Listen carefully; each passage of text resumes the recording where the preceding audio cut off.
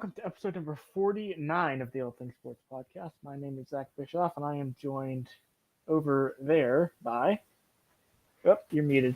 There you go. Danny Janhoser. All right, and you seem a little bit loud, Danny, so I'm going to turn you down on my end. Just going to turn you down a little bit, and all right, there we go. Can I get a quick sound check from you before we proceed?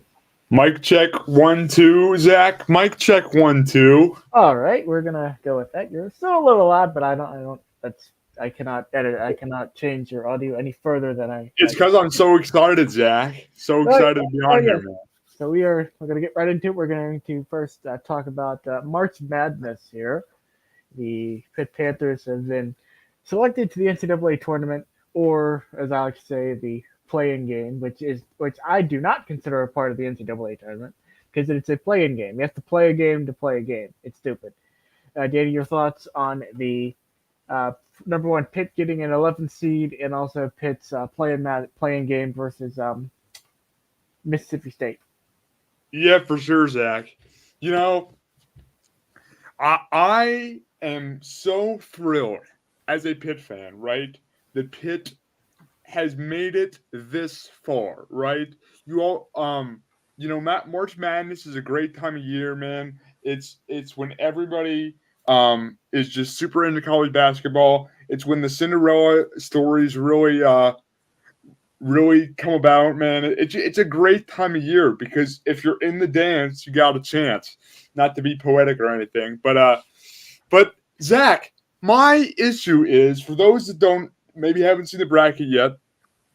Pitt is actually playing tonight, the day we're recording this, against Mississippi State for the right to play against Iowa State, I believe.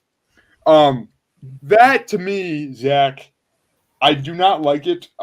They in past years have done two playing games to kind of make the field larger.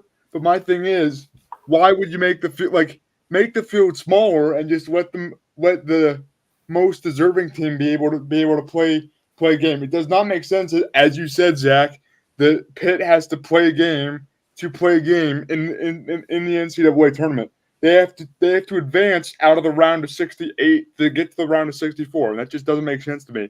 I mean, this group would not be in this position if they would have done, I think, a little bit better against a really talented Duke team that really played well and beat. I think that game was a 27-point loss for Pitt, which that didn't help them very much.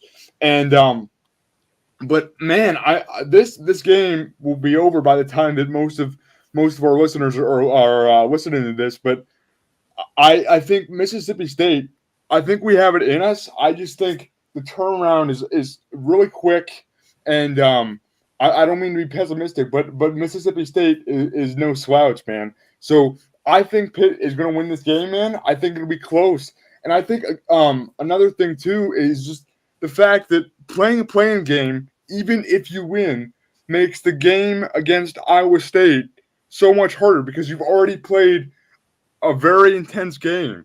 And but more than anything, Zach, I know I sound a little pessimistic right now, man. I am overall very, very excited to see how Pitt does, man. And just the fact that that we're able to have these conversations, man. I mean, if you would have told me that, I've said it all season, but if you would have told me that we'd be still talking about Pitt Panthers basketball in the middle of March, on the day of their first game in March Madness, I would have told you you're crazy, man. But that is why I'm fed up, Zach, that we have to play a playing game because we've worked so hard. Jeff Capel, the ACC Coach of the Year, Nike Sabandi, the ACC Sixth Man of the Year. I mean, these guys have just played unbelievably well, and I think that will continue. I just wish that they were able to not have to play in the playing game. Yeah, and Mississippi State right now has a record of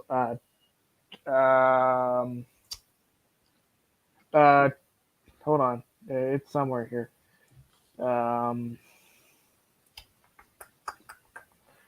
21 and 12, 8 and 10 in the Southeast Conference. So, uh, and here's the other thing.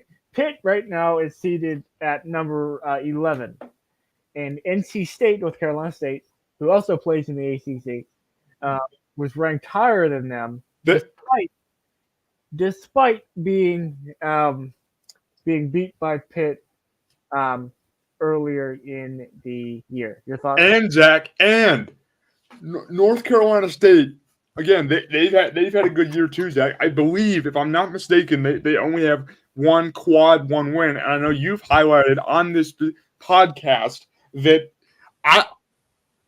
you're not sure how the net rankings and quads work. I am not super sure on that either, but they have to count for something, right? Because that's what you hear all the college basketball bracketology experts talking about. And the fact Joe Lunardi.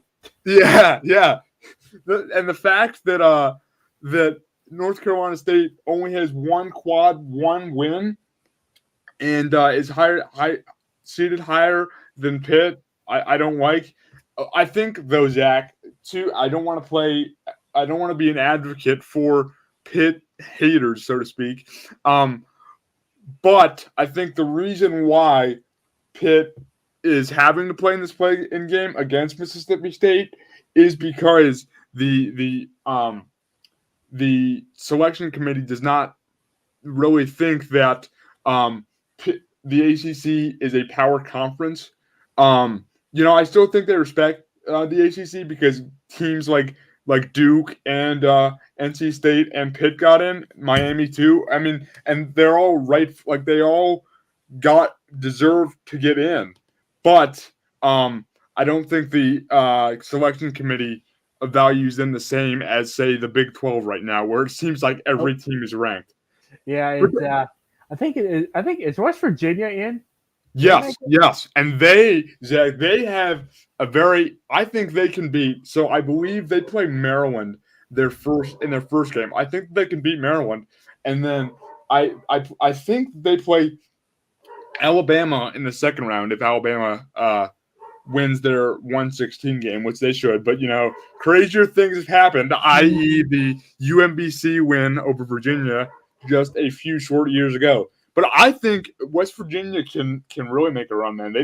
I think they're a lot of people have been saying they're a sleeper team, man. Yeah, and who do you think is going to be the Cinderella story this year? Oh yes, hello, welcome to our Twitch viewer listening out there. Yeah, thank you for tuning in, man. My Cinderella story this year, Zach. I really think I was watching a little bit of a MAC championship game against Iona and Marist College. Dude, Iona is one of those teams where they're very consistent, man. They're always in dance. They're in the dance a lot. They got head coach Rick Pitino. And they have a tough first round game because they play UConn, I believe. UConn's a 4 seed, and I think Iona is a 13 seed. I want to say. I could be wrong in that, but it's been rumored, Jack, that Rick Pitino may go to the Big East next year, which I do not think. I do not think that's going to happen. But as college basketball fans know, Rick Pitino has kind of been all over.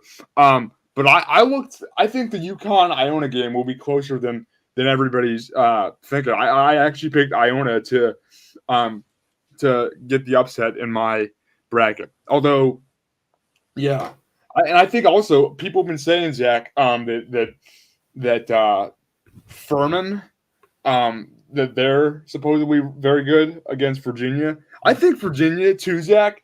They're an interesting team because I feel like they are always better. They always perceived better than they actually are. So that'll be a great game to watch, man. I think the teams that are very good outside shooting teams. I think they're the ones that usually have success. And how about this, Zach? I believe Duke and Oral Roberts play. Now, if you remember, Oral Roberts, they were the Cinderella story a couple years ago, man. And Duke, kind of uncharacteristic. I think they're only like a 5 seed. Now, obviously, they played really well in the ACC tournament. But dude, I'm really excited to watch that. Yeah. There was a couple things. There was a couple interesting things that happened. There was a team, I forget, it was FDU and somebody that, well, I guess one of the schools was transitioning I saw that. from Yeah, a yeah. from a D2 school to a D1 school, making them ineligible for the NCAA tournament this season. So they was it the SWAC championship or was it the, I forget what it was, but it was whatever their conference is. They won the game, but however, since they are ineligible, they keep the conference title, but they don't get to bid into the NCAA tournament as they are ineligible as they are transitioning. That Now and now the automatic bid. Sorry for interrupting. no, go ahead, is go ahead, go to ahead. be I believe it is FDU. No, I don't, Jack. I really don't like that, man. Especially because, dude, I don't do not.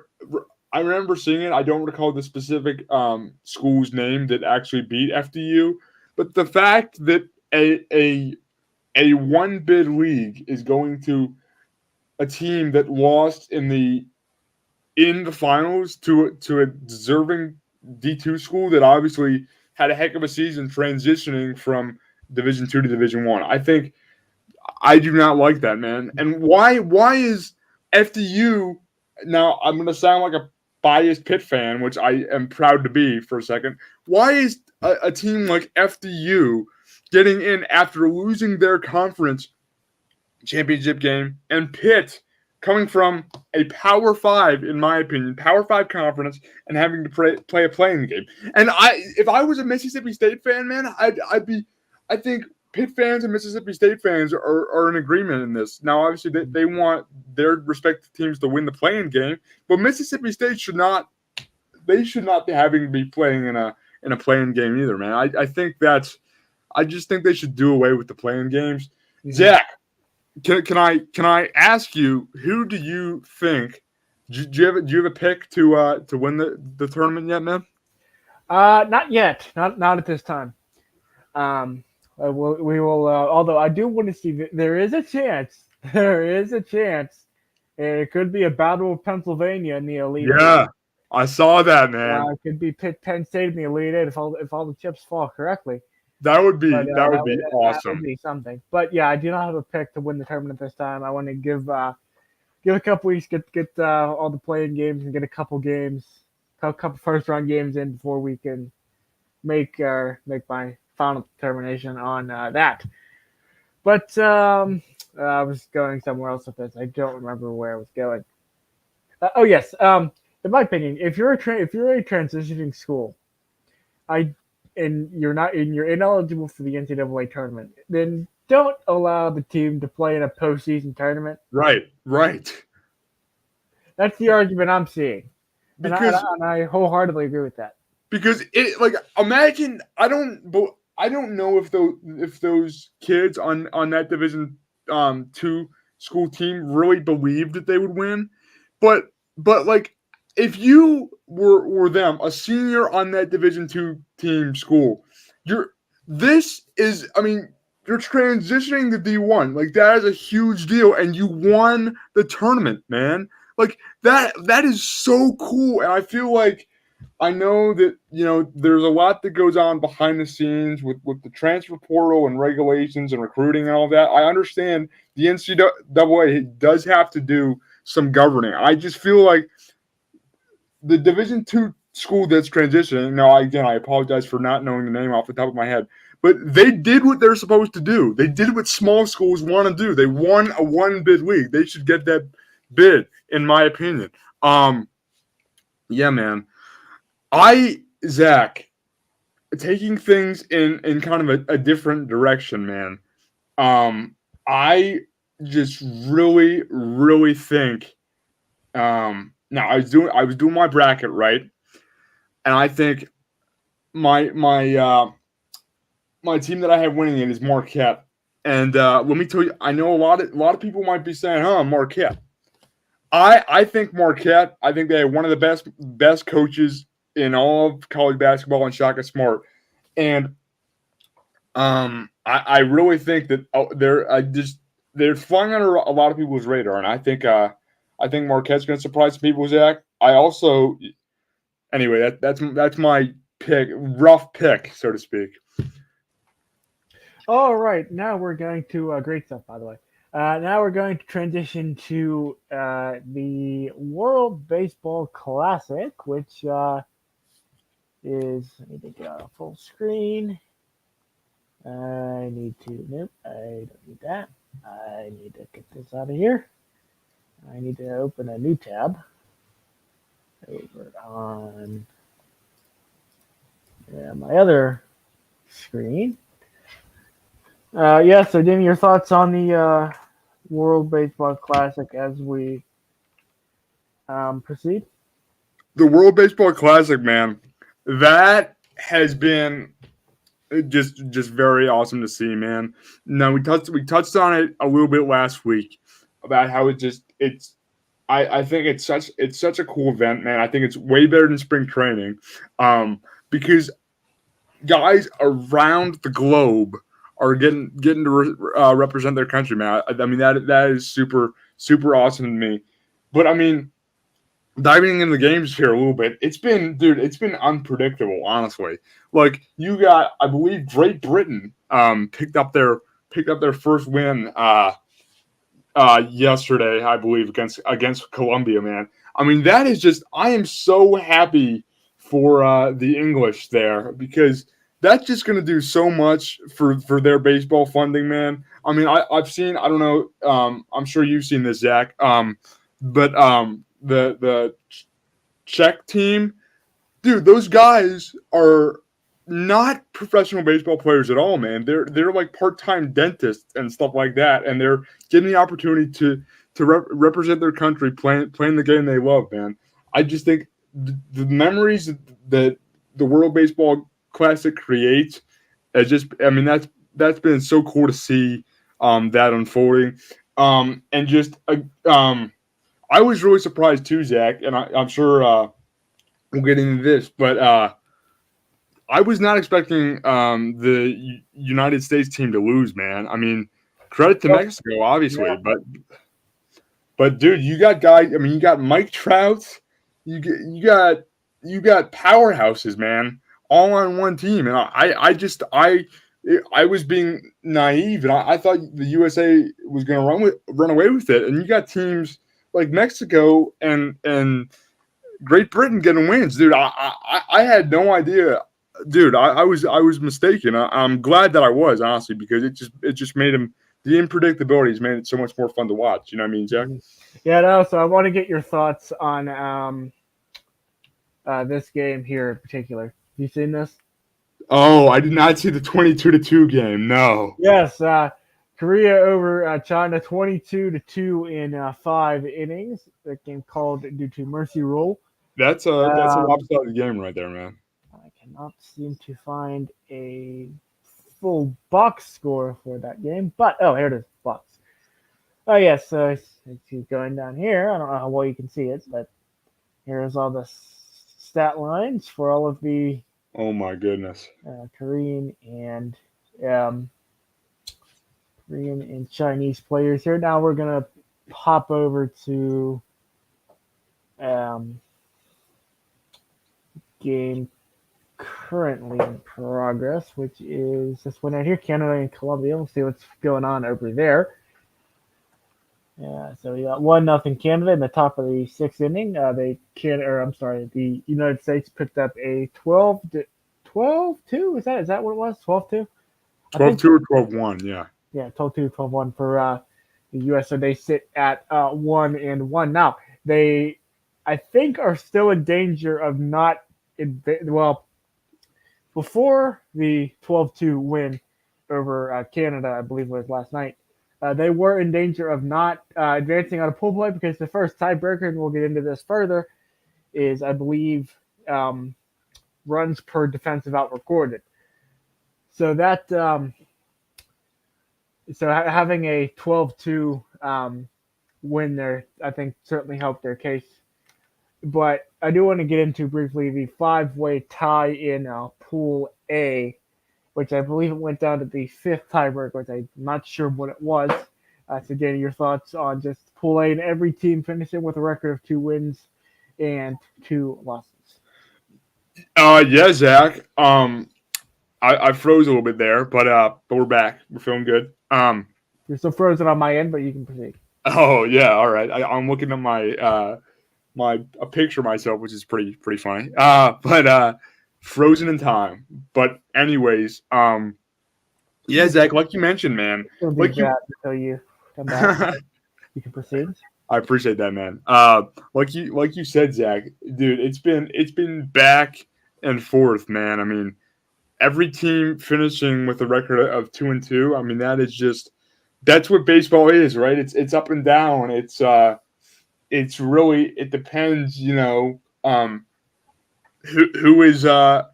who's pitching well, who's hitting well that game, man. And that's what's super cool about baseball because we were just talking about upsets in basketball, and whatnot. And obviously, what UMBC did against Virginia was historic. And they had a game plan and they executed. But what's so cool about baseball is the fact that it really comes down to it's how do I want to put this, man? It's like an individual.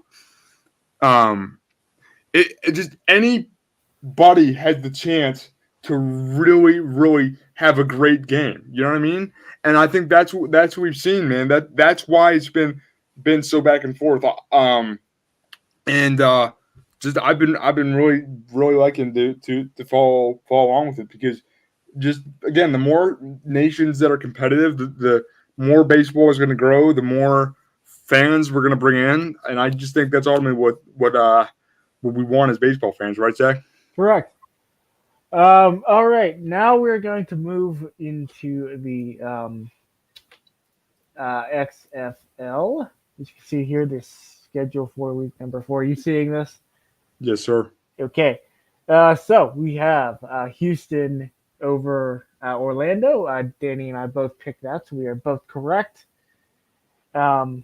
We had